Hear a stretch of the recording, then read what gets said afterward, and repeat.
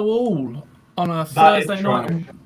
What a banging intro. We've actually got that rock version of the Champions League courtesy of Tempest Quartet from Mexico, who have absolutely been legends and let us use that intro. But welcome to the first Two Up Top Champions League review show with myself, Cotton, and I've got Ed Hall with me. Hello.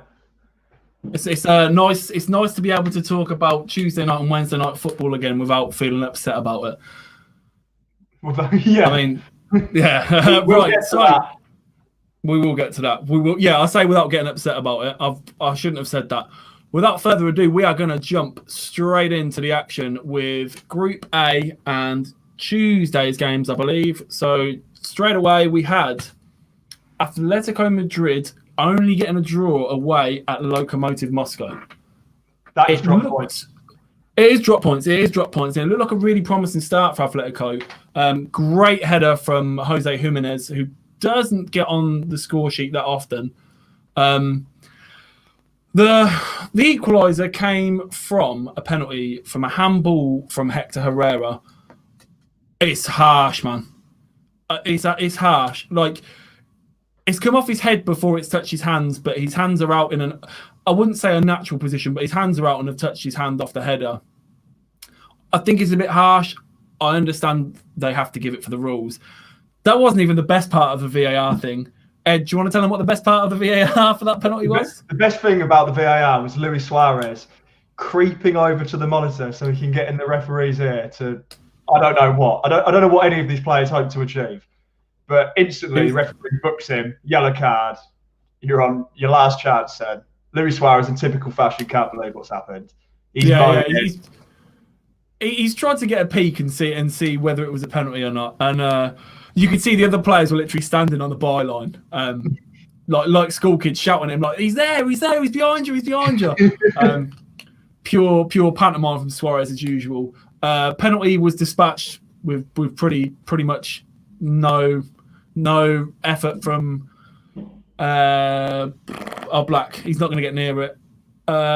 Atletico have never been beaten by a Russian side in the Champions League, and even a draw keeps that run continuing. I don't think that's a record they're going to be happy about, though. That's drop points when you're chasing a team like Bayern Munich. I mean, drawing against perhaps your second-place rivals is such a big defeat, even though you drew the game. Sorry. Yeah, Atletico pushed for it. They did look like the closer of the two to get the winner, but it just wasn't there. Do you think Atletico will push on a bit more? Because, for example, last year they had Morata. This year they have Luis Suarez. Most of the team is pretty identical, though. You've still got Oblak, you've still got Trippier, you've still got that solid defensive unit. Do you think Suarez is the one to take him that few rounds further? I don't know.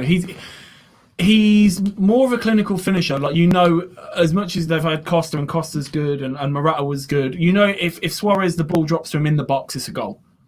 But I don't think he adds like another dimension to him that they need. I know you've got João Felix. João Felix looks like the one at the minute that's going to be making things happen if they do progress and go further. I think it's more Felix and Suarez at the minute. Okay. And speaking of Bayern Munich, in the same group as well, Bayern Munich beat Salzburg 6-2 away from home, which sounds like a really convincing scoreline, but it was anything but up until the 79th minute. So the game started with Lewandowski. Borussia scoring. Oh, hello. I've had a little bump my table. Borussia, pretty good goal to start things off. Lewandowski equalised from the penalty spot. There was a penalty ruled out. The VAR ruled out a penalty for Bayern Munich, which was rightfully so. It looked at first glance like Lucas Hernandez had been fouled, but he actually was the player fouling. It wasn't actually a penalty that was the equaliser. It was just a Lewandowski goal. But there was a real end-to-end game between these two teams, and it was a really good game to watch. Salzburg, after Lewandowski scored, it was a Christensen own goal that put Bayern Munich 2-1 up. Not much he could have done about it. Okagawa scored a very good goal to make it 2-2. It was a great pass to set him up. Great pass. Okagawa had only been on the pitch seconds as well. Did you see the goal, Ed? Yeah, I saw the goal. I've got to give Salzburg credit because I think people are getting this is the Salzburg side, which last year possessed Haaland up front. To lose a player of that kind of magnitude, despite how small of a name he probably was in the grand scheme of things then, psychologically that could do a lot of damage to a club, especially a club that's coming against Bayern Munich, the reigning champions.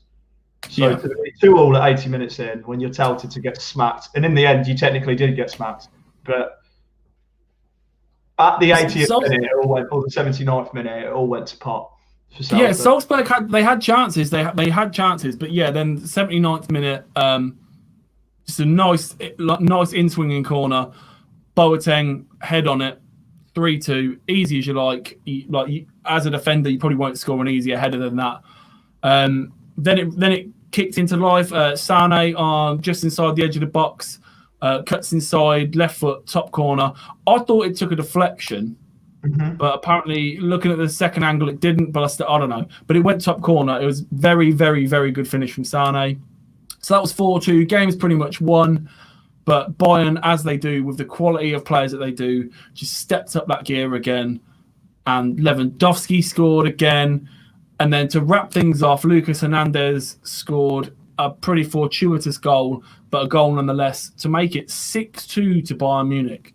I'm not going to lie, I had this on my ACCA, and on the 75th, 70-something minute, considered cashing out, and it had me worried. But Bayern Munich just absolutely powering through Europe again. Bayern have scored 12 goals in their opening 3 matches, usually to the bookies, even though perhaps Manchester City have been tipped favourites every year for some unknown reason. The reigning champions are usually touted as the favourites. But I think it goes about saying, as well as the bookies' favourites, Bayern Munich are probably top favourites. I think I'd speak for most top when I'd say that. Bayern Munich are definitely the team to beat. They're super. Just an absolute embarrassment of riches, and this game was one of those situations where it was just the class has shone in the end. They were 2-2 for a lot of the game. Salzburg were in it for so long, but you can only stay in it for so long. And then the class of Bayern shone through, and that was it. And that was enough to take the win, which leaves the group looking like this. Bayern Munich have 9 points after 3 games. Atletico have 4 points after 3 games, which, like we were saying, that draw to Lokomotiv really isn't good enough. You would think that Atletico would win their remaining games, maybe bar the Bayern one, but it's still pretty grim reading. It's very grim reading for Salzburg at the bottom there. 3 games played, 1 draw, 2 losses, and the goal difference doesn't look great either. It's -5. Ed, who's going through that group? Okay, of course, Bayern's going through in that group, and I would back Atletico as anyone would back Atletico. But even with Salzburg being at the bottom of the group, it is still in their hands. With a performance like that for 79 minutes against Bayern Munich, they could still qualify. But it's looking like Atletico. Lokomotiv are probably, if anyone's going to beat Atletico to it, it's going to be them. But I still expect Atletico to qualify. Yeah, same. I'd say those two go through. There was a very big shock on the cards. Shakhtar, who had beaten Real Madrid, taken a point off of Inter Milan from this group, which obviously was a bit of a shock to everyone. Mm-hmm. They've been absolutely slapped 6-0 by Mönchengladbach. Now, did you see this coming? Let's not forget that going into this game, Inter Milan and Real Madrid were in 3rd and 4th. It was these 2 teams which held 1st and 2nd, and it's these 2 teams who still are 1st and 2nd. So I was expecting a 2-2, a 2-1. I even backed Shakhtar to win. I didn't base it off any statistics or anything factual. I just went for my gut feeling. I did not expect a 6-0 hammering, a 6-0. Shakhtar didn't even score a goal. And I don't look at Mönchengladbach and go, that's a defensive unit, but perhaps maybe I need to watch some more Bundesliga if that's the kind of performances Mönchengladbach check it out. But no, I don't think they're a defensive unit. But I look at that Mönchengladbach team, and Player and Thuram have been terrorising the Bundesliga for the last year or two. I do have down here about how hilarious the Bondar own goal is. He won't want to see that again. You might want to see that again, so go look it up. It's an absolute cracker. Player's second goal, I think that was the one on the 26th minute from Player. Absolute rocket. The guy's got it all. He's a bit. Don't kill me for saying this. He reminds me slightly of like a Ibra sort of player. He's 6'2", 6'3". He's a big lad, but he can move. He's got such a powerful shot. He's good in the air. He's good with his feet, and I don't think Player or Thuram will be at Mönchengladbach for much longer. Ben Sebaini scored, Stindl scored, and then just towards the end of the game, with 10 minutes left, basically, Player completed the hat-trick, which he thoroughly deserved on the night. Mönchengladbach completely outclassed Shakhtar. I don't know how you pick yourself up from that sort of a game at home. I mean, they're pretty lucky there was no home fans in the ground, I suppose, because that would have been a horrible thing to walk off to. Ed, Mönchengladbach, are they going through this group, or have Real Madrid and Inter Milan just need to kick into the gear in the last few games and just put it? Only one of Real Madrid or Inter Milan is going through, not both of them. Both of them can do it. Both of them can do it easily. But I think it's going to be Inter, in truth. But I wouldn't be surprised if either one of them dropped out. Shakhtar, I don't think they've got enough. This was actually quite a vital game when you look at the result in the Real Madrid game. So I'd actually back Mönchengladbach to go through, and Real Madrid probably first, actually. No, but to be fair, saying that, Real Madrid don't look as tight as they used to be. So I wouldn't be surprised if either Inter Milan or Real Madrid got through as runners-up, which would leave them in a potential difficult fixture for the round of 16. It is. So Real Madrid and Inter Milan played each other, and it finished Real Madrid 3, Inter Milan 2. I didn't see it going this way. I had Inter Milan due to Madrid's last 2 performances in the Champions League. They've been absolutely woeful. But they opened the scoring. Karim Benzema. It was a horror back pass from Hakimi. He's basically on his own halfway line by the touchline, and it's almost an inch perfect through ball to Benzema. That's how bad of a back pass it is. Benzema's he's so far offside, obviously, because there's not much going on. He's just hanging around. So when the ball's played back to him, he literally rounds the keeper. Easy as you like. You do not give players like Karim Benzema that sort of opportunity for free. Otherwise, this is what happens. Then, landmark moment. Real Madrid went 2-0 up, and Sergio Ramos scored his 100th goal for Real Madrid. Ed, he's a defender. I know, he's a centre-back. Without a doubt, we're watching him. No matter what you think of him, and as a Liverpool fan myself, he's dealt me some damage. Some emotional hurt. He is one of the best. You are looking at one of the greats. If you were going to make a Champions League 11, Sergio Ramos gets in that 100%. 100 goals for his club, and he's won 4 Champions Leagues. He single-handedly won the one against Atletico Madrid. And how many La Liga titles has he got? How many Copa del Rey's? Like, the guy's an absolute unit. He's a born winner. He's a born winner. Yeah. You won't 100%. See many like him again. Now, as it is before 9 p.m, we cannot show you Barella's back heel in the lead up to Martinez's goal because it is X-rated. It's absolutely it's fantastic. It is That's FIFA how you Street. Respond. That is how you respond. Yeah. Do you know what? It's not even like FIFA. It's FIFA Street. It's just literally the ball comes at him and he just does some Kung Fu Panda back heel straight through to Lautaro Martinez, who's not going to miss from that close. He's predator in the box. Makes it 2-1, gives Inter a little bit of hope. They then equalised through Perisic in the 68th minute. And I genuinely thought, fair enough, I thought that was a fair reflection of the game for them both to be drawing. Didn't really see anyone grabbing it. And then Zidane made some changes and his 2 substitutes linked up for the goal. and Rodrigo scored with a powerful effort in the 80th minute to conclude the scoring to make it Real Madrid 3 Inter 2. Now, Inter Milan did have a chance just before Rodrigo scored.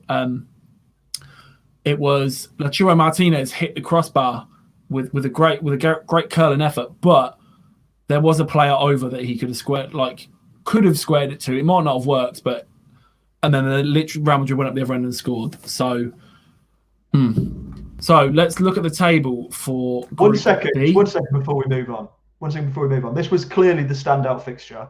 You could have picked either way because both managers are under pressure. You've got Conte, who missed out, finished second last year against Juventus, which is not an easy challenge to overcome, but still, they had a strong investment and they lost. Real Madrid are not the Real Madrid of Zidane's old tenure. So they're both under pressure, both these teams. And I'll tell you what, after the Europa League loss against Sevilla and a potential, again, the only reason they was in that Europa League was because they didn't qualify in the group the previous year in the Champions League.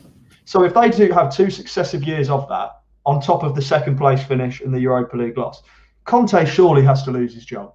And I like him as a manager, but he's been brought in to achieve a minimum, and he's not even meeting that. No. They were the favourites against Sevilla. So if they don't get into the last 16, I expect that to be the end of Conte's reign. Well, this is how the group looks.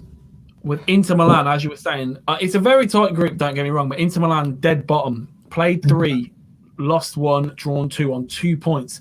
Real Madrid only just better than them. We've played 3, won 1, drawn 1, lost 1. And the 2 table toppers, Gladbach on 5 points and Shakhtar on 4. Now, like I said earlier about kicking on, you would very much expect Real Madrid and Inter to win their remaining matches against either 2 teams. You'd expect. Now, this season has been anything but what you'd expect. So, who knows? Ed, who goes through this group? Real Madrid and Gladbach. Real Madrid and Gladbach. Yeah. The thing is, you just have a look at that goal difference. I mean, Shakhtar Donetsk, I know this was majority of this come in this one game. In fact, they conceded 2 against Real Madrid, so they're leaking goals, Shakhtar Donetsk. So I can't see them being able to maintain a push for the remainder of the 3 games. Inter Milan have a -1 goal difference. Inter Milan. Yeah. Lukaku, Martinez. I'm sorry, I cannot see them going through. They've got 3 games to change it. If they get nothing short of a win in the next game, they are out of it. That's the one. Moving on, in the next group, in Group C, we had Porto beating Marseille 3-0. Now, this was André Villas-Boas' return to the club where he won the Europa League. André Villas-Boas, probably the worst hype job in the history of football. Mourinho too, wasn't he? Yeah, he was. He came up through the ranks, didn't he? Now, this was Porto's 6th win in 7 home games in the Champions League. It could have been scarier. Marega scored in the 4th minute, but Dimitri Payet missed a penalty, and it was awful. Still circling the earth right now, basically. The penalty for Porto for Oliveira is so dumb and senseless. Villas-Boas must have been literally pulling his hair out. It's just... And he's got a good set of hair. He has got, lovely finish from Diaz. Lovely finish from Diaz from the edge of the box. Literally strokes it, places it bottom corner from the edge of the box. Nice little daisy cutter. I think the most important thing to take away from this is probably the craziest stat if you're in the Champions League, but Marseille have lost 12 Champions League games in a row. That is like, when I heard that stat from the commentator, I couldn't believe it. 12 games in a row. Yeah. Oh, so I then thought, is it 12 away games? Nope, they've lost 12 games in a row. So basically, every year they qualify, they just get slapped. Like it's a miracle that they've got into the Champions League this year. So but that's a reflection on the league itself. Yeah, exactly that. I don't think Villas-Boas has got long left at Marseille, but we've been wrong in the past. In the same group, Manchester City with a similar scoreline beat Olympiacos 3-0. Ferran Torres with a wonderful goal. Finish was great, Meg the keeper, but the build-up was City at their best. One-touch passing, clinical passing as well. Every pass was decisive. It was so good. Now that is now 3 goals in 3 games in the Champions League for Ferran Torres, which is he a hype job, or is he the real deal? Is he only performing well because he's having to play up front because there's no Aguero and Jesus who came on later? Of course, that's the only reason he's playing up front. But if he continues to score goals, he will stay in that position. We mentioned a point in our Premier League show, which you can watch Sundays at 9 o'clock. Cotton mentioned the fact that he missed plenty of opportunities at the weekend. Yeah, he did, yeah. He finds himself in a lot of good positions, but he doesn't take them. Again, he did it again in this game. But then I say perhaps Mohamed Salah does the same thing. Yeah. He gets an absolute ton of opportunities, but if he's still ending up in these positions and you've got a team like Man City that possesses Phil Foden, Kevin De Bruyne, perhaps that's your man. Aguero's on the way out. You probably need a player like that who's going to cause a team 90 minutes of hurt. What I would say as well is you can train. He's still very young. You can be coached decent finishing. The ability to end yourself up in those positions and have the mental awareness to find the attacking positioning that he does to create these chances. He's not finishing them yet, but he's finding himself in these positions. You can try and teach that, but if you've got it, you've got it. Do you know what I mean? So he's still young. Who knows? In a few years, we might be looking at this guy as a top goal scorer. We don't know. El Nino, new Torres. Well, there we go. City. It was a pretty dull game. Sterling had an attempt ruled off for offside until the 81st minute when Jesus absolutely tonks one. It's a very tight angle. He's almost close to the byline. It goes top net, rolls around. As much as I love a near post smash, I'm always looking at the keeper in that instance. He's hit it very hard. It's a very good strike, but I'd be upset if it was my goalkeeper. Of course you would. Of course you would. Like, it is, nobody should be beating near post. And then Cancelo made it 3-0, and City pretty much just wrapping up the group. Have you noticed how City perform better in the Champions League against sides which play their own attacking football? When they come up against a Premier League unit, it just sits back. City struggle. That's why you see them popping up with these 1-0 win against Sheffield United. They had a 1-0 draw against West Ham, who I admit have been playing more open football. But West Ham really didn't open the floodgates against City. They wouldn't dare. But and I always find that really strange because City have the players with the passes that can unlock defences, and they have got the creativity. But they do seem, in the last few years, like Lyon, Atalanta, teams like that have caused them issues when they've come up against them. Yeah, exactly that. Which leaves the group table looking as such. As much as we're saying the Man City struggle against those sort of teams, they've played 3-1-3 with a goal difference of 8. Porto have played 3-1-2, and it looks like, I mean, I can't see anyone else going through other than those two. Marseille, though, again, as we said, they've lost their last 12 in a row. They currently played 3, lost 3 with a goal difference of -7. Olympiacos look Europa League bound, I think. Pretty much where it should be. Ed, who goes through the group? Is it the top 2? It's going to look exactly how you see it. But Olympiacos could surprise someone, but I wouldn't put money on it. No. So moving on, we had, I wouldn't say necessarily a shock result. I expected Liverpool to win. Didn't expect them to beat Atalanta 5-0. Atalanta had a very good season. Not concede. I had like, they had such a great season last season. Had a great run in Europe last season. I thought Liverpool would win, but I didn't think it'd be this much of a riot sort of thing. Jota was just unplayable, absolutely unplayable. But I would say, Ed, you can run through the goals in a minute, but if that was my goalkeeper, there's a couple of those where he's come for one, he's in no man's land. So then he's trying to prove a point for another one of them, and he's come and he's got himself in no man's land, and he's been rounded, and it's a goal. There's a few of them. I'm looking at the goalkeeper. A few of them. I think it was a Salah goal. Is literally a ball over the top, and he's through on goal.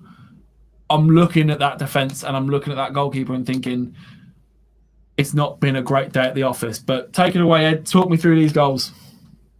Well, I was surprised that Liverpool come out straight away. I mean, Jota, as you said, was unplayable. From minute one, he was causing trouble. I think it was actually the first attack of the game he could have scored. Jota, though, it's a through ball. Jota comes in on the outside of the player, and he has the audacity to do a little flick as the keeper's nose bombing him. It's like a Spitfire, this keeper. Yeah. Jota knows what he's going to do, so he easily chips in. The second goal... Such a classy finish. Such a classy finish. Well, it was a classy performance. The second goal, the ball gets whipped in from Joe Gomez. Just to throw that one out there, Joe Gomez with the assist, showing a bit of Van Dijk passing in him, which we like to see. But Jota controls the ball, flicks it with his left foot, spins, sticks it onto his right foot, and bombs it into the bottom left of the corner. Keeper's got no chance, and I can't blame the keeper too much for that one. I was surprised he was able to get on his right foot, in truth. The third goal was a cross-country sprint. Mohamed Salah from the halfway line is... When you see goals like that, I don't expect them to go in because I feel a player has too much time to think about. He has two players chasing him. He runs from the halfway line. The keeper's come forward. Salah's stopped the play and just put it onto his left foot like it was a training session and just put it at top ends. You know, I've got to give credit to Salah because when he's in them positions, he did it against Arsenal, he did it against Burnley. He's very good. He's very good at them situations. Do you know what? I'm a massive Salah fan, and it's not because I love Roma. It's literally just I think at the end of last season when we did the two up top awards, I put Salah in instead of Mane, and it was a bit like controversial. Sometimes I genuinely don't think he gets the credit he deserves. Like everyone just, I don't like when people talk about him as a striker because I don't think he is a striker. He is a winger, but he scored like all the types of goals he scores. He has like every attribute. He has the pace, he has the dribbling, he does have the finishing, he has the close finishing, he has the long shots. I genuinely I do think to say he's underrated would be silly, but I think he just kind of gets pushed to the side a little bit and unfairly. It's because of how many opportunities he gets a game. You see a lot of wastefulness from Salah. You see some selfishness from Salah. I was going to say he's very selfish as well. You see some diving from Salah, and I think a lot of people remember this Salah who was playing for Chelsea, he was playing for Roma. So the initial picture they've got at Salah, they can't imagine he's gone to this next level. They can't imagine he's broke the goal record held by Shearer, Suarez, and Ronaldo. You know, Salah's scored 101 goals for Liverpool now. 101 goals. Basically, if you don't score 30 goals in your first season in the Premier League these days, you're right off and you get sent back out to Italy and you get sent back whence you came, which is stupid. Another reason he gets overlooked is because Sadio Mane, who scored in the 49th minute. Yeah, that was a fantastic goal again. It was simple, though. It was just a long through ball. We've got the players to run in behind the player. Sadio Mane's coming in on the left. And once again, the keeper commits. Mane does what Mane does best and just dinks the keeper. You see a lot of this from Mane. He loves to score these kind of goals, but he's just electric. You know, Sadio Mane looks like a centre mid, winger, and a striker all in one package. I've always thought that about Mane. And Mane then went on from scoring a goal to being the assister. He passed the ball to Jota, who once again, you guessed it, runs past the player and then just tucks it into his net. It was a. I don't want to use the word world class because world class gets tossed around too much. But it was a great performance on Jota's. I think it's Jota's second Champions League appearance. Yeah, so Jota scored 4 goals now. 4 goals in the Champions League. He's the top scorer. He scored 7 goals since joining Liverpool. And let's not forget, Jota's joined one of the deadliest attack forces in Europe in the last 3 years. To come into that from Wolves with such confidence deserves the plaudits. But I want to talk a little bit about Roberto Firmino because let me ask you. Go on. Roberto Firmino is getting criticised a lot because I feel like Liverpool have been the top team in the last 2 years. Therefore, we've been in the public eye a bit more. Everyone's watching Liverpool. And I feel like a lot of fans are waiting to see if they slip up like people used to do to United. Yeah. And even though we win games, they still take away from it. Well, Firmino keeps missing. Firmino's poor. Firmino needs to get out. And I'll admit, he does seem a bit out of form. But I don't think he gets the credit he deserves because, yes, he's not a natural striker. Yes, he is a forward for anyone who says he's not. He joined Liverpool as a midfielder and he plays like a false nine anchor kind of role for Liverpool. But that's not enough for some players. But what do you think of Firmino quickly? Do you rate him or do you think... I understand if you want Jota in the team, but tell me right now, off the quick, I only want a quick answer. Do you rate Firmino? Yes. Okay.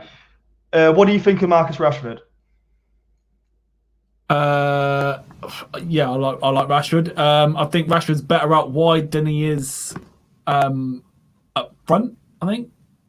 Okay, so you like Rashford. We all like Rashford. We think he's a top talent, great human being as much as a player. You know, he absolutely demolished Leipzig. I had a look at Roberto Firmino. He joined Liverpool in 2015-16. Do you want to know who else made their debut in 2015-16? Marcus Rashford. Marcus Rashford, you guessed it. Marcus Rashford has scored 74 goals and 41 assists. That's quite impressive. Do you know what Firmino's got?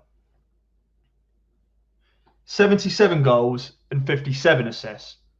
So, just to put that out there, 77 goals and 57 assists. He's got 14. He's got 16 more assists and 3 more goals than Rashford. And he gets absolutely criticised and obliterated. I could name you 10 times Firmino scored a winner in a tight game for us. I understand he's not in form, but to criticise him so much when he actually has been very effective for us is absurd. What do you think? And honestly, like in the least condescending manner, like because Liverpool are good again now, this is what happens, man. This is what happens. Yeah. Like Liverpool have set their own bar so high. And to be fair, Firmino, when he first came in, he was scoring a lot of goals. He's getting a lot of assists. He was a midfielder when he joined. Yeah. Like the bar has been set so high that it's just, it is what it is, man. And like, I think it is very lazy to just dismiss Firmino and what he does because he doesn't get enough goals or he went X amount of games without getting a home goal or whatever it was. Like, obviously, the joke is he's a defensive trackista, blah, blah, blah, blah, blah. Like, everyone laughs about this, whatever. He does still offer a lot to the team. Now, people do forget that Liverpool play a system where they don't have like a real recognised striker. They do play with almost a false nine or inverted wingers and whatnot. So it's not necessary that you've got every single player scoring 40, 50 goals. I mean, Salah and Mane, look how many goals they scored last season. You don't need your centre forwards in that case, in that system, to be scoring X, Y, Z. It's not that Firmino wasn't taking his chances. A lot of the time he's unselfish and he's laying them off or he is setting up. I think if Liverpool do want to kick on to the next level, I think they would be better off having a proper striker with Mane and Salah. I do think that, but that's just, again, opinion. Mm-hmm. I do think that the Firmino criticism is probably a little bit too harsh. But it's just lazy, isn't it? It's people will see that he's a striker or a centre forward, and they'll look at his goal scoring record. That's it. No, nobody wants to watch football anymore. They just want to talk about stats, and they just want to get they just want to get straight away on Twitter and be like, "Well, you're saying this player's not that good, or you're saying he's going through a dry spell, but he scored 2 more expected goals per game than your favourite player." Like, that's all it is at the minute. Yeah, and it's horrible. Like, just watch the game, enjoy it.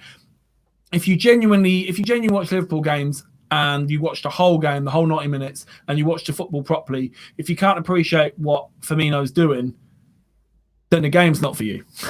Exactly that. But, Liverpool comfortably win 5-0, go top of their group. Happy as a fan. You'll be entertaining as a neutral spectator. But Liverpool will have to play Atalanta again at Anfield. I'd be curious to see how that game unfolds. Yeah, it will. In the same group, Ajax, in a frenetic first 30 minutes, went 2-1 up against Midtjylland and finally won the game. Santos scored in 47 seconds to put Ajax 1-0 up. They then went 2-0 up with one of those things that you don't see that often. It was an indirect free kick in the box due to a pass back. It was. And there's only one real outcome. If you've got someone that's a decent set piece taker or a decent finisher, ball was rolled to Tadic, top bins it goes. Not much you can do about it. Midtjylland then dragged one back in the 18th minute through Dreyer. And to be honest with you, that's pretty much what happened for the rest of the game. Not much happened in the second half. It was, I watched the 90 minutes. It was pretty painful to watch the second half. Ajax got the job done, which leaves the table looking as such. Big win for Ajax this, because they drew 2-2 with Atalanta in the last week's fixtures. So you know that Atalanta have the return fixture at Anfield, which if you was a betting man, you'd probably back Liverpool to go full strength again and confirm their place in the knockout. Sorry, carry on. So no, I was going to say, so Ajax will be looking for Liverpool to beat Atalanta. As long as Ajax beat Midtjylland, then it will come down to a straight shootout between Ajax and Atalanta in their game. Ed, who do you see going through this group?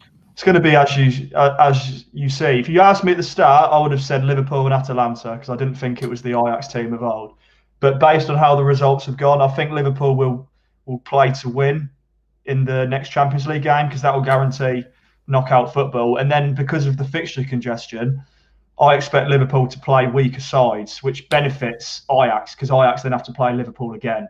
So Ajax could so much get a draw in that game, and they'll probably go through, because you expect them to win the return fixture against Midtjylland.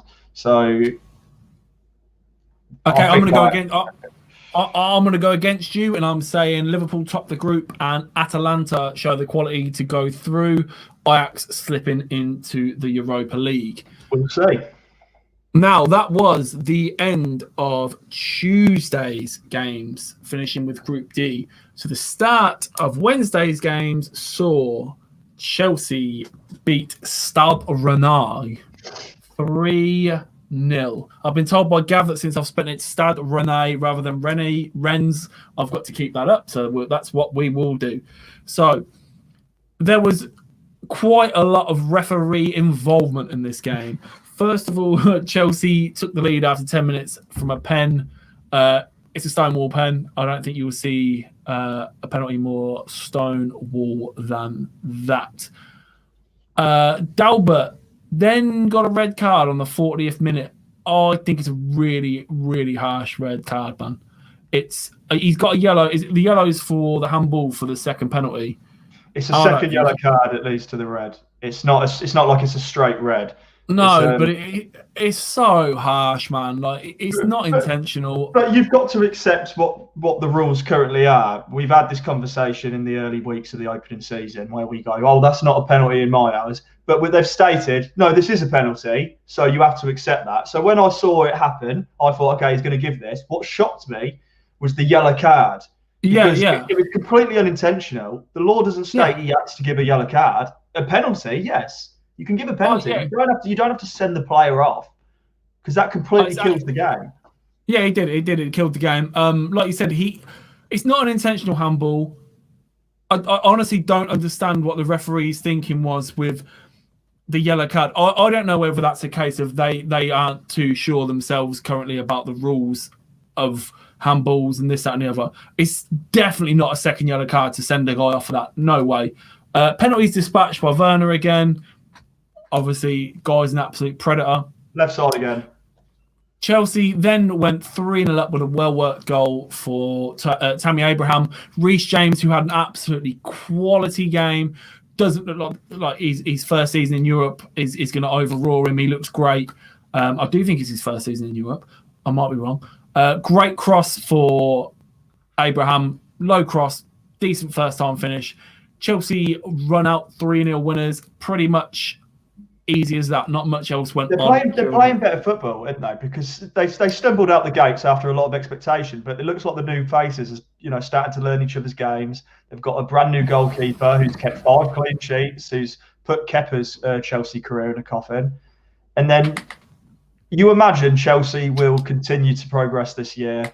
They'll get better and better. They'll look like a team who's going to challenge next year. I expect them to probably finish if they carry on the way I think they're going to go, I think they'll probably finish about fourth or third again because of the firepower they've got. Ziyech is a brilliant player. Yeah. And then you've got to think they already had players like Pulisic, who's, one of the young talents of Europe. They've got a lot to go for. I do personally think Tammy Abraham, as much as he's an English striker, I don't think he's the man. I think when you've got Werner on the left and Ziyech on the right, you need perhaps a false nine to link up the play. Honestly, it triggers me. It literally sets me off. Werner playing out wide. He's a striker, right? He's a striker that can play out wide. He's the complete opposite of Rashford. He's a left forward. He's a striker that can play out wide. He can play out wide if you need him to. Like back in my day, right? I'm 6'6". I was a very decent striker.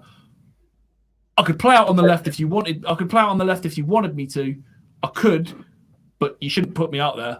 I think it's the same with Werner. Like he needs just put him through the middle, man. Like he's a goal scorer. Ziyech's quality. I think talking about goal scorers, Giroud had a really, really, really good chance one-on-one with the keeper, and I'd have usually backed him. I like Giroud. I've always said that Giroud's finishing is quality. Really thought he was going to score. Just a real quick one on Chelsea, and we'll kind of touch on it again later when we talk about the United situation. I know Frank is kind of in the same boat with Ollie, where it's like there's a lot of expectation and stuff.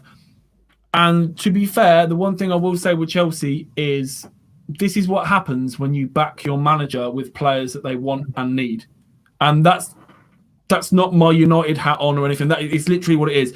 They saw that they needed a striker. They saw they needed a creative midfielder. They saw exactly what they needed. They've gone out and brought class. They haven't quibbled. They haven't got third or fourth choice players on their lists. They've gone out and got Timo Werner, who everyone wanted. They've got Kai Havertz. I still don't know how they pulled that deal off. Like that's a coup. You've got Ziyech, which was absolute peanuts. Again, quality deal. They've made some really, really good signings, man. And the expectation on Frank is as it should be. There should be, and it's not about money spent. Don't want to talk about money spent. It's the quality of players they brought in.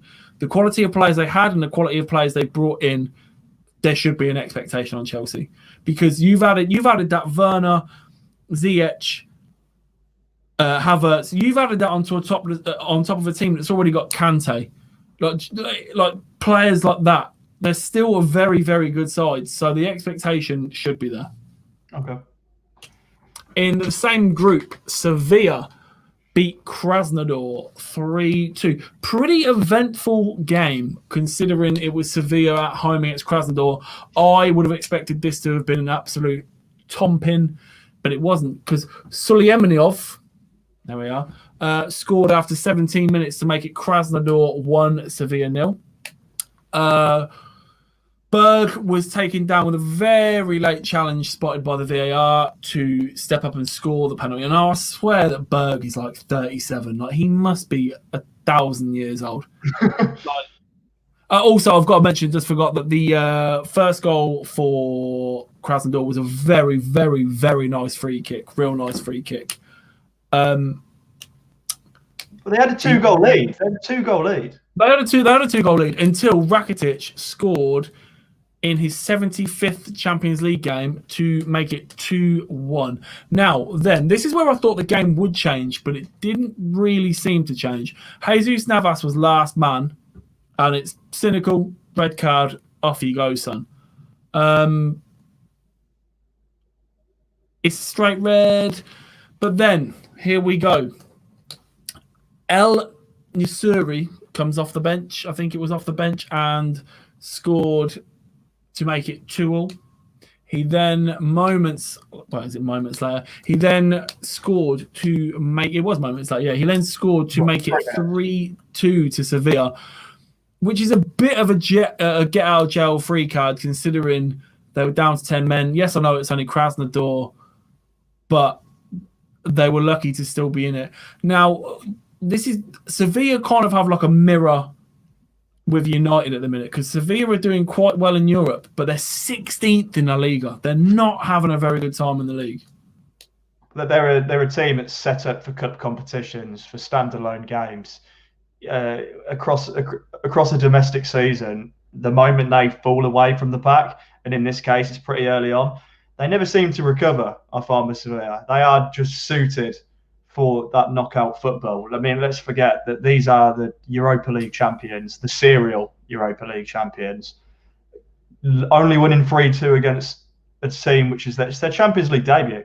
Krasnodar have never been in the Champions League before, and they were 2-0 up against the Europa League champions. If that doesn't spell problems for a team, I don't know what will. Do you think that they are doing their best to try and get back into the Europa League? Well, you know, back into their comfort zone. Covers up the cracks, doesn't it? I mean, I always thought Sevilla, when they were winning them Europa League after Europa League, I thought this is the making of a team which wants to break into that Barca, Real, Atletico. Because let's not forget, Real Madrid and Barcelona were dominating the Champions League. Atletico Madrid had won the league and was getting in they got in 2 finals in 4 years, both against Real Madrid. And Sevilla were winning every other Europa League. Spain were dominating European football. But Sevilla just never seemed to step up a level. And again, they'll probably do the same thing. Yeah, which leaves the group table in Group E looking as such. Chelsea played 3-1-2, drawn 1 on 7 points. Sevilla, again, same record, but with a inferior goal difference on 7 points. Krasnodar on 1 point, Rennes on 1 point. It's Chelsea, Sevilla go through. We agreed on that, Ed? Look, I couldn't tell you who's gonna come first. You know, if you was a betting man, you'd probably just pick Chelsea based on the arsenal of players they've got, but Sevilla have been together a lot longer, so potentially they win that group. I think whoever finishes second will be knocked out straight away because they'll end up coming against a group winner. So if someone horrible. That's what I mean. But you know, even first place doesn't get you a good result. I see both clubs getting to the knockout stages an achievement, but I don't expect them to be a real threat in the knockout stages. Wonderful. Group F started off the evening with Zenit St. Petersburg drawing 1-1 with Lazio. Wasn't much of a quality game, if I'm going to be honest. It's Zenit's worst Champions League start ever. Zenit did take the lead, though, through Erikin on the 32nd minute, and the combined age for that goal was 100 years old. Kind of shows you where Zenit are at right now. And that was pretty much it until Caicedo equalised for Lazio in the 82nd minute with his first Champions League goal at the ripe old age of 32. So it was the old front doing the business in that game. Literally not much else went on in that game. So moving on to Club Brugge versus Borussia Dortmund. And there were I've done them scorelines the wrong way around. There was 3 goals in that game, but it wasn't Brugge, it was Dortmund. Dortmund took the lead through Hazard, which is that's his first goal, first Champions League goal in 4 years for Thorgan Hazard. See that the Bruges is throwing me around. So Thorgan Hazard is his first Champions League goal in 4 years. But then after that, you know who scored in the 18th and the 32nd minute. It's Erling Haaland. Do you want to know a horrible stat, right? So he scored 14 and 11 in the Champions League. But do you want to know an even more ridiculous stat than that? Go. I'm sure you're going to tell me. He has scored against every single team he's faced in the Champions League. Every single team he's played against. Haaland. Every single team he's played against in the Champions League, he scored. Are you sure? I don't remember him ever scoring against Liverpool. Or did he score in that 4-3 at Anfield? He must have. I can't imagine they would have. Yeah, Haaland has scored. That's the stat I've got. He scored in every single game. Again, if you're looking at that, I've done that backwards. Bruges did not beat Dortmund 3-0. They lost 3-0. So Borussia Dortmund won 3-0. For a debut, Joe, you've been on a pretty good hot streak. I'll give it to you. Yeah. We've got to one of the last few games before you've made a mistake. Exactly. So Mignolet, few of those.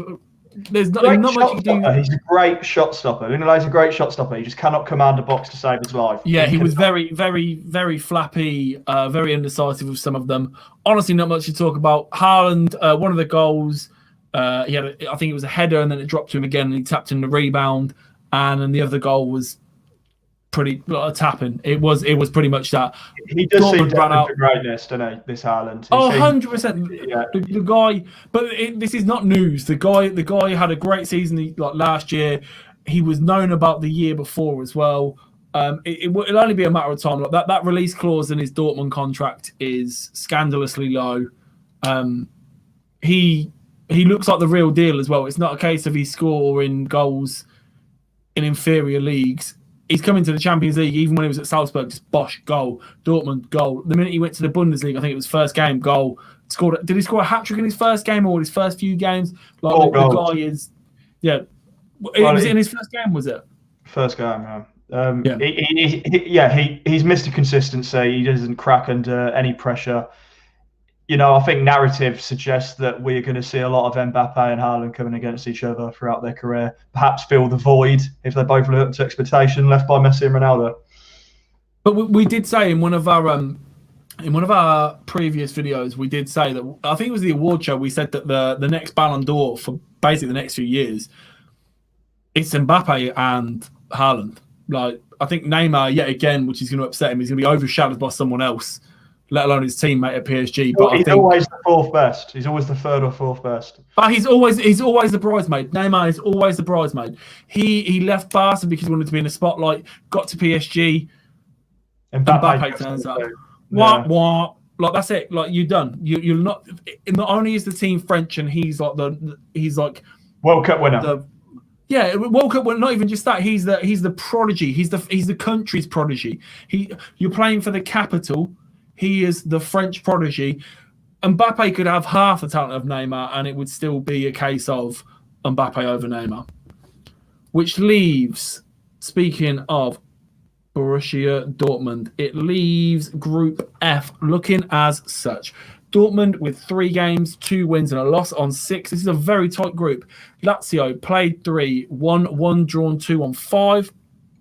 Club Brugge played 3, won 1, drawn 1, lost 1 on 4. Zenit down there, just as you'd expect, 1 point.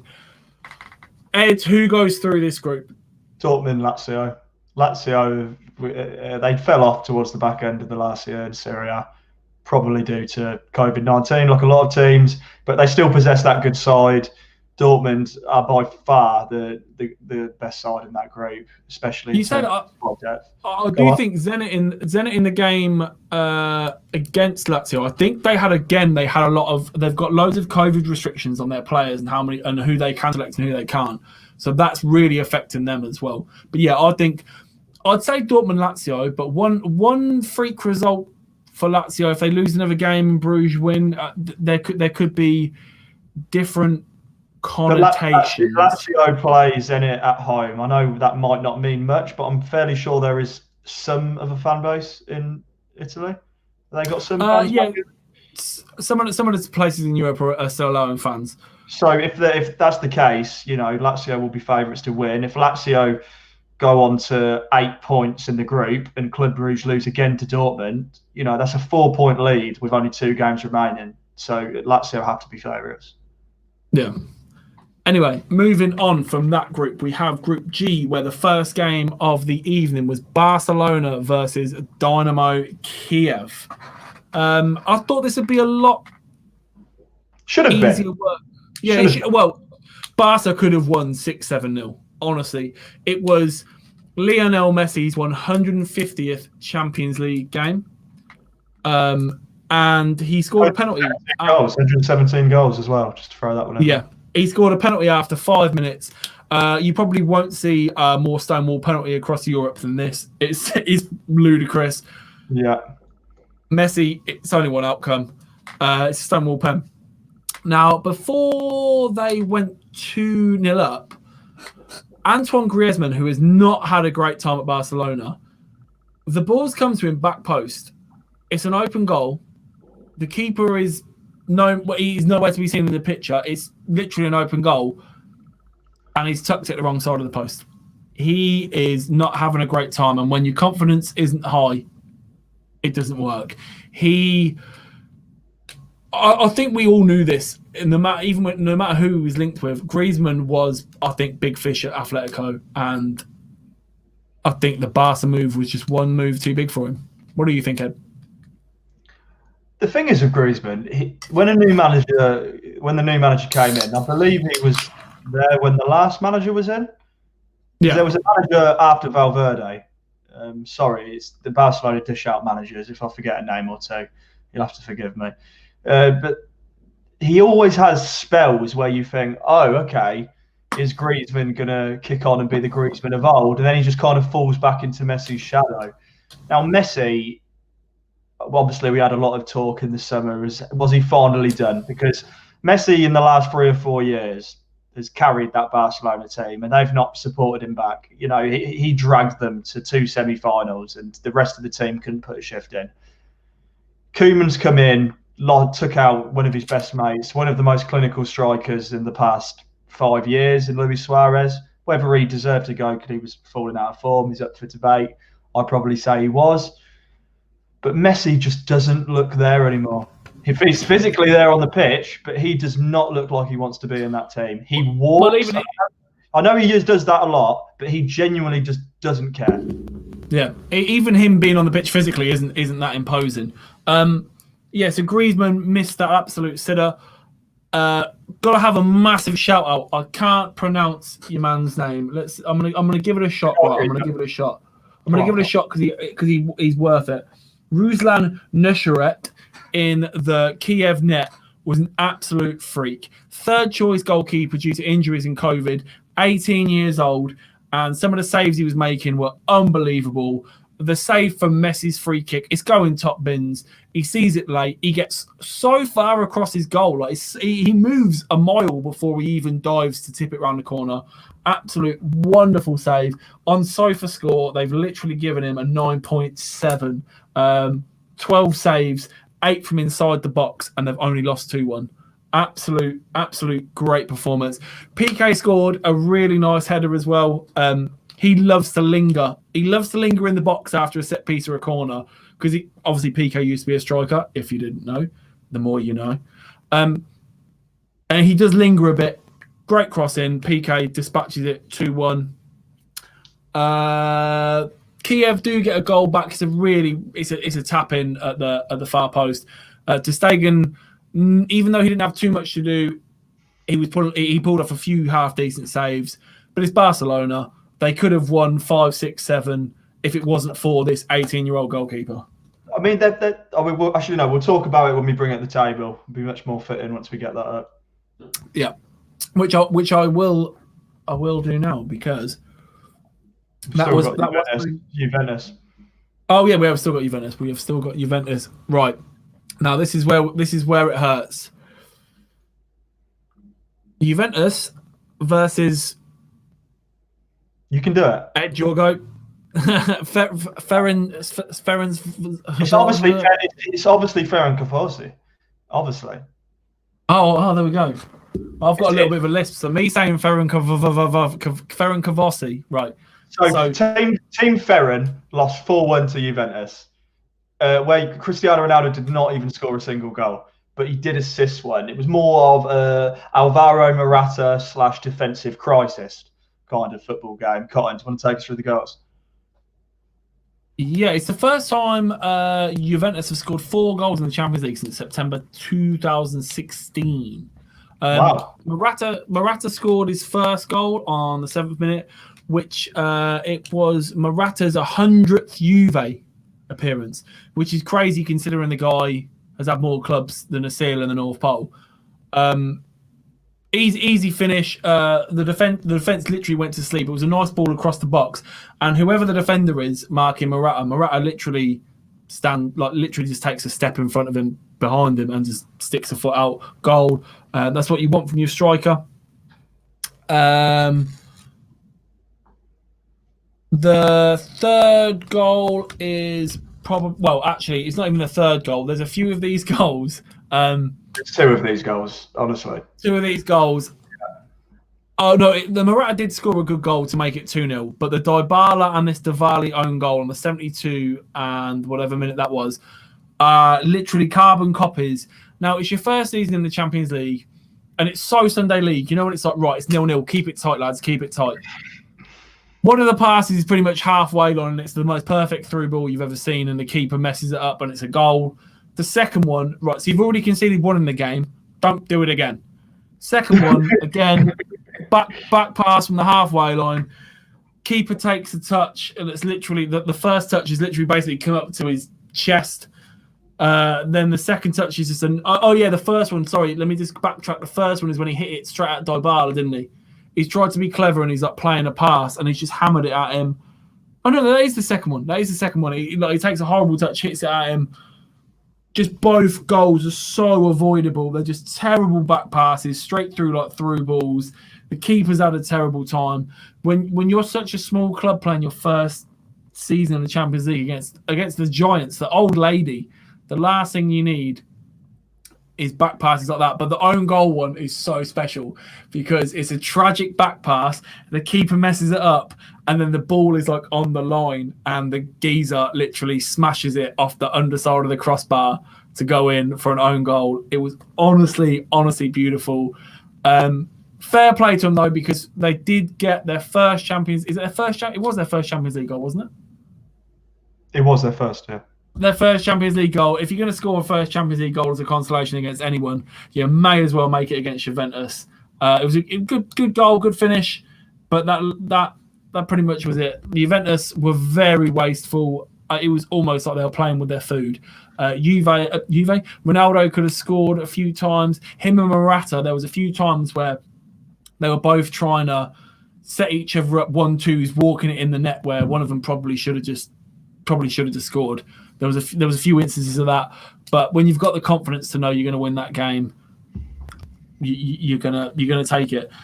Ed, Morata at Juventus, is it for real this time, or is he already at his young age a European journeyman? It was for real the first time at Juventus, but that's what set him on his journey of moving from club to club, hoping to achieve more and sustain the kind of performances he did at Juventus the first time round. He should have stayed at Juventus. You know, clearly certain leagues, certain styles, managers, I think it was a whole combination of things. Doesn't suit Alvaro Morata. I thought maybe at Atletico he'd find a similar, because Juventus, at times I could say they play quite a similar football, Juventus and Atletico. 100%, yeah, I agree. Yeah. But once again, I mean, as much as he scored goals against Liverpool to knock them out, I wouldn't say he had a standout season. To have the faith in him to come back to Juventus after some difficult times, he looks like he never left. He suits the system once again. I mean, he's had a lot of goals disallowed this year. So if you think he's doing well, it could have been a lot better. I mean, he's the new Filippo Inzaghi. He is born offside. He had a hat-trick of goals disallowed at the weekend for being offside. Yeah, I know. It's unbelievable. But when you've got a thing is, he suits Juventus perfectly. But what Juventus have now, which they didn't have before, instead of Paul Pogba, they've got Cristiano Ronaldo, who just makes the whole team play better. They feel more confident. Like I expect to see a much different game when Barcelona play Juventus with Cristiano Ronaldo in the team. Yeah. So now it leaves the group looking pretty much as you'd expect. No real surprises. Barcelona. Well, the one real surprise that Juventus have lost, but Barcelona played 3-1-3 with a goal difference of 7, leaving them on 9 points. Juventus played 3-1-2, lost 1, and Kiev and Ed's favourite pronunciation, Ferencváros, however we're pronouncing it, both on 1 point.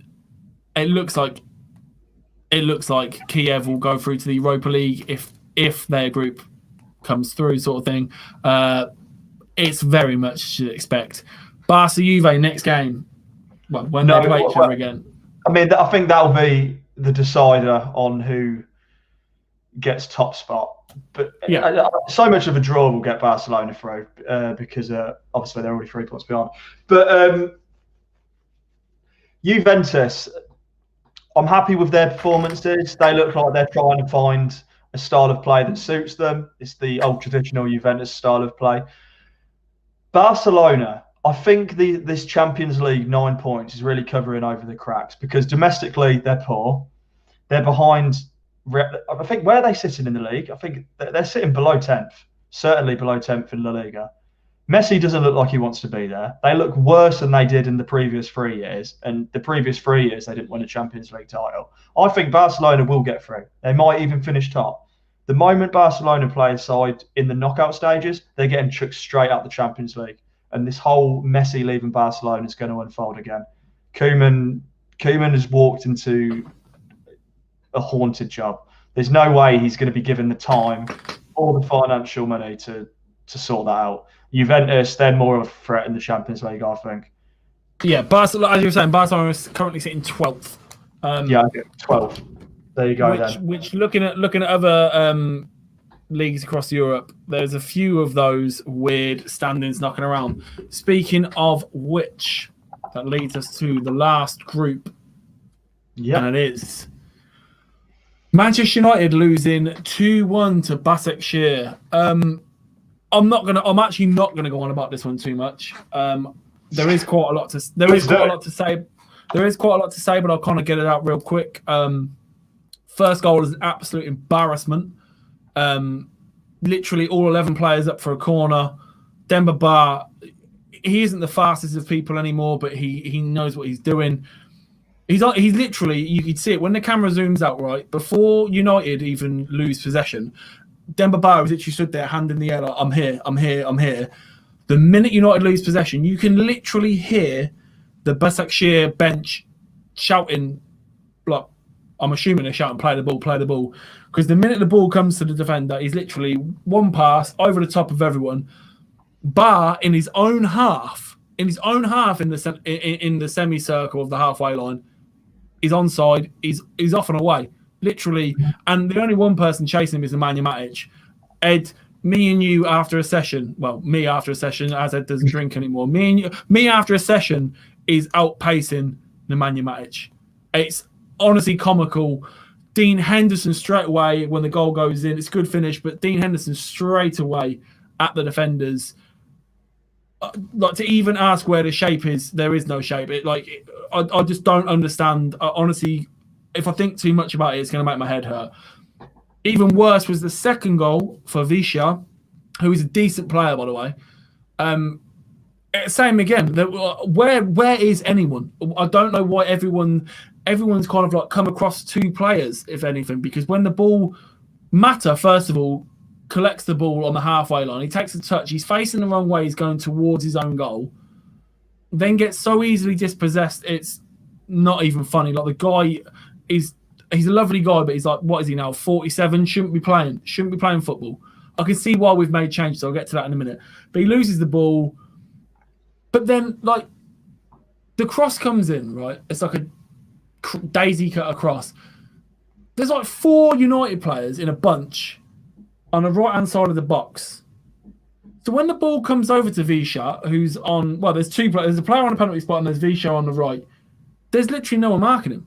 To use the cliche, they're lining up to shoot, is literally what happened. They're lining up to shoot. There was 2 or 3 players over, tapping into pretty much smashing into an empty net. And this is where it raises the question, right? I feel bad for Ollie, don't get me wrong. Like I said about the Chelsea team, where they backed Frank. Solskjaer got shafted, we all know that. He didn't get any single player he wanted. We didn't need Van der Beek. I don't know why we've signed Van der Beek. We've signed Cavani on a free who doesn't fit the play style, and I don't even think Solskjaer wanted in the slightest. He's been hung out to dry again, but on the flip side, like I said to you earlier, this is the question I now have to ask. The goals that United conceded, those 2 goals, is that a case of, there's 3 options. Either the players are that stupid that all 11 have gone up for a corner and no one's decided to stay back and no one's tracking runners, or X, Y, Z, right? And if you're a professional footballer that's that dumb, shouldn't be playing at the highest level. Have they down tools because they want Poch, they want someone else, they want this, they want that? Or, listen, at the end of the day, he's the coach. Someone has to be coaching the defensive side of things. He has to be coaching the players. So I'm looking at both goals. I'm looking at both defensive situations. Who's at fault there? Are the players? Is that human error? Is that the players not paying attention and switching off, or is that simply down to the coaching isn't good enough?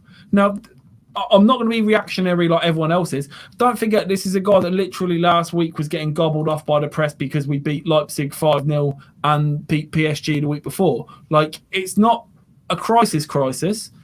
We're still not doing well in the league. That's another thing. But I'm at a kind of crossroads now as well. I think someone has to take some sort of responsibility for these performances.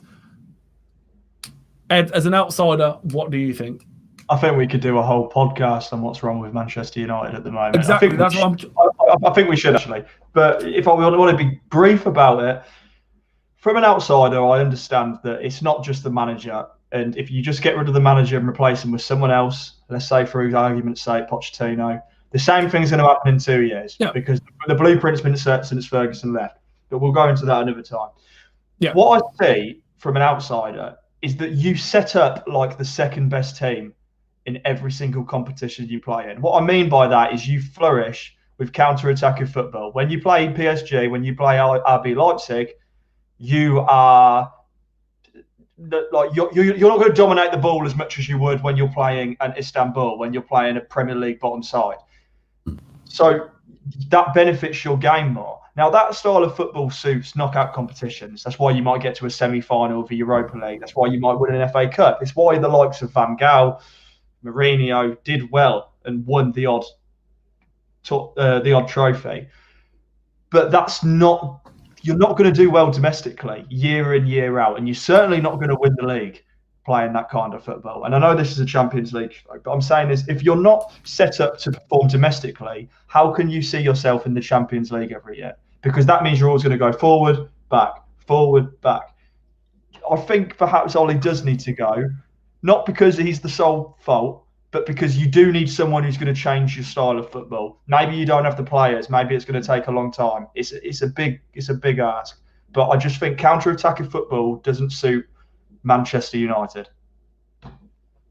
Yeah, I agree. Well, to an extent, we should counter-attack when we are playing teams that do have a stronger squad. But to set out to counter-attack teams like Başakşehir is just dumb.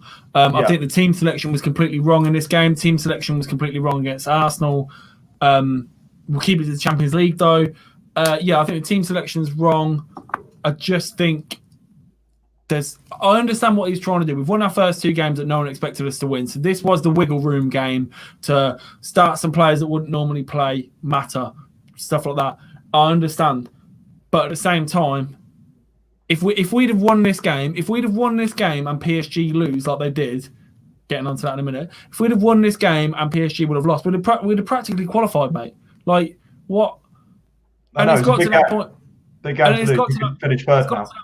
It's got to that point now where we are resting players in a Champions League game that we could practically qualify, because we've got Everton at the weekend, who are practically on our level at the minute. But yeah, exactly. Martial scored to make it 2-1. It was a header. You don't see him score them often. Manchester United had a chance cleared off the line in like the 92nd minute, and the only reason it's not come back off the underside of the bar is it's lucky the guys sliced it and it's gone up and over the bar sort of thing. But absolutely not good enough from United, and dropping points. Now the next game, this was the one. Leipzig beat PSG 2-1 at home. Now things started out okay for PSG with Di Maria scoring after 6 minutes. That was about as good as it got for the entire game for him. Nkunku scored to make it 1-1, nice low drive from the edge of the box against his former club, which must have felt nice because he got absolutely ditched by them. And then it kind of, the whole game just got a bit silly. So Forsberg scored a penalty after 57 after Kimpembe handled. It's a penalty. Actually, hold on. There you go. Hold on. I've missed something. everybody's hot topic favourite poster boy at the minute, and Upamecano, literally sets up Di Maria for that goal. Well, again, I don't know what's happened this weekend in Europe. This week in Europe, sorry. And Upamecano again, halfway line, just the most dreadful back pass you've ever seen, playing the team into trouble, and Di Maria scored. Then Nkunku scored. Then Forsberg scored the pen. Then Idrissa Gueye got sent off on the 69th minute. Now, his first yellow was real crunchy. It was kind of like a 50-50, but it was very crunchy, if you know what I mean. Like, Gueye has gone in. It is pretty hard on him. The second yellow, it's for a very cynical chop in the end. I've said that the handball against Kimpembe. Honestly, we're back to this situation. We must talk about this every show. I don't know what people need to do with their hands to not give away penalties. Cut them off. Like, honestly, well, at this point, what do you do? It's literally straight at him. I don't like. He hasn't made any attempt to try and play the ball with his hand. He hasn't tried to put his hands in the way of the ball to stop anything. It's an absolute a travesty of a decision. But those at the minute are the rules, and some teams are profiting from them, some teams aren't. And then Kimpembe was shown his marching orders in the 95th minute for a very cynical second yellow. Pretty much last man challenge, just decided to take the guy down. It is what it is. Now, results and goal scorers aside, I wanted to talk about this for 2 minutes, just like Ed did with the Firmino thing. I just wanted to have a 2-minute quick little jib jab about Thomas Tuchel at Paris Saint-Germain. I honestly think he's probably been their most underwhelming and underperforming manager since the money came in. And I know there's been a few of them, but they've won the league. You're expected to at PSG. You're literally expected to. That team, the second string, should be winning that league every season. Now, last season, they lost the French Cup. They started this season by losing their first 2 games. In the Champions League now, they've been beaten by an awful United side. They've been beaten by Leipzig. They're having a terrible time. They're not going to get out of this group. And I can imagine that the owners, who literally all they want, the last piece of the puzzle, this is what the money is for, is the Champions League. The fact that they didn't do it last season, they got so close yet so far. And this season, everything they've had in the league and their start to the Champions League season, he surely is on borrowed time. I don't think he's a great manager. I can understand why he, like me and Ed were saying this earlier, we understand why he went through the ranks as he did it. It was Dortmund, wasn't it, Ed? Yeah, Dortmund. Yeah, we can understand that.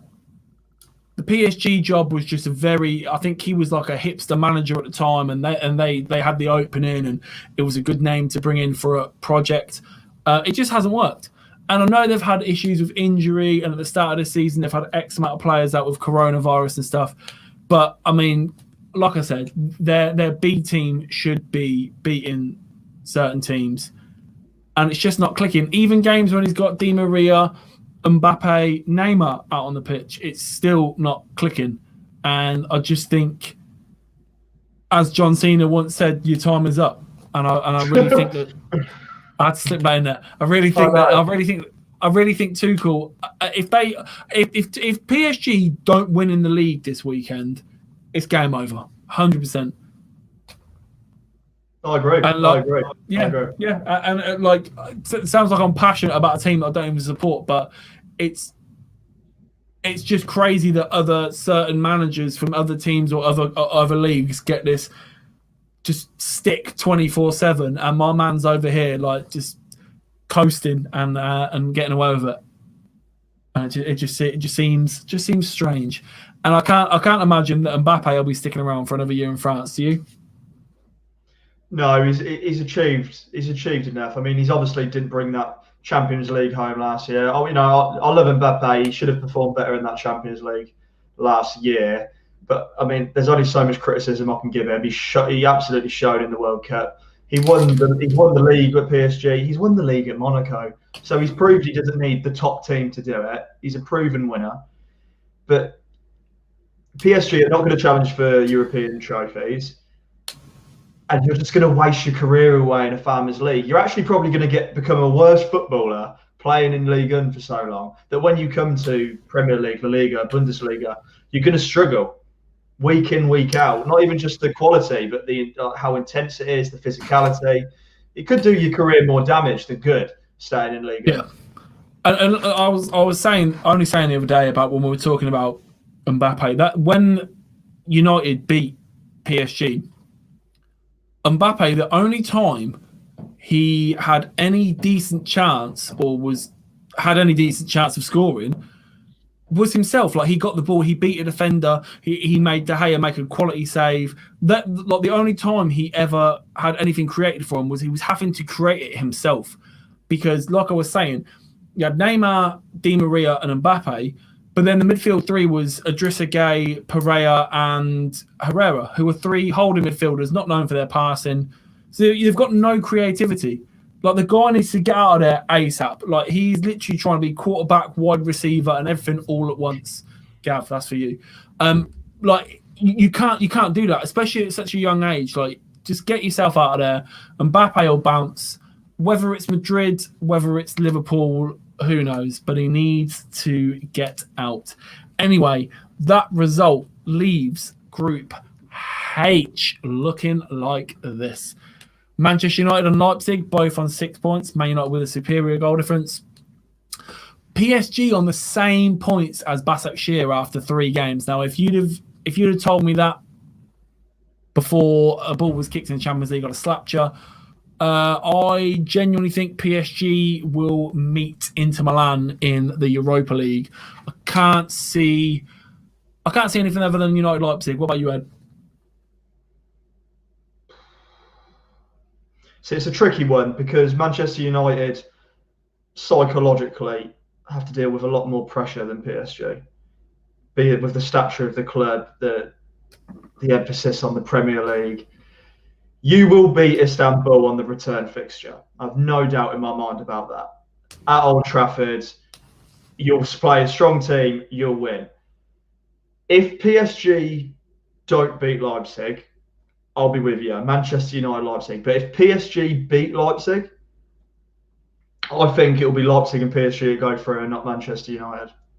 Ooh, okay. No, because if I just think confidence is a big factor with United. I think if you find yourself, I don't think you'll beat PSG and Leipzig a second time around. That's all I'm going to say. I think we'll beat one of them, and I think hopefully that'll be enough. But a draw will be enough. A draw will be enough. We're not playing well enough at the minute. Again, this is why I'm so annoyed at the team selection that if we'd have won that game, would have been through. We literally would have been through. So, but regardless of if Manchester United get through, you don't expect them to go very far. But probably they can do some damage due to their style of play, counter-attacking football, as we stated. But let's say Manchester United don't win it, and that's very likely. Will they even be in it next year? Because domestically they're not performing. Oh yeah, 100%, 100%. Just I think we've got a quick one here from. Yeah. I'm assuming. Yeah. But Emery, he came second in a one-horse race. Yeah, he did. PSG have not had the best time of it, to be perfectly honest. Right, well, that seems like a wonderful time. We've had to cover a lot of games. There's been a lot of heartache. There's been, well, not a lot of heartache. There's only one English team that seems to be giving me anyone heartache. But yeah, not giving me heartache. No, exactly. That's what I mean. You lot are fine. You lot are doing yourself, doing what's good. Yeah, don't mind you. Well, anyway, thank you very much, guys, for joining us for the first of what will be many Champions League review shows from me, Cotton, and Ed.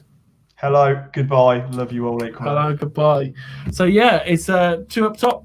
You can find all of our stuff, all of the good stuff here. Subscribe to the YouTube channel, youtube.com/football. Twitter, Instagram, Facebook. It's all at 2 Up Top Football. Follow it for the latest information about shows when we go live, what's coming up. Spotify and Apple Music is where you'll find the podcast, including this one. So just make sure you go, follow the page, give us a like on the videos. It really helps. We've got a new episode of 5 in Midfield coming out with Stephen and Dylan from 2 Up Top, and we've also got the Premier League review show Sunday at 9 p.m. Yes, we do. Hopefully I won't be crying again. But anyway, yeah, wonderful. Thank you for joining us on what has been the first of the Champions League show. So we will see you all on Sunday. Thank you very much. See you later.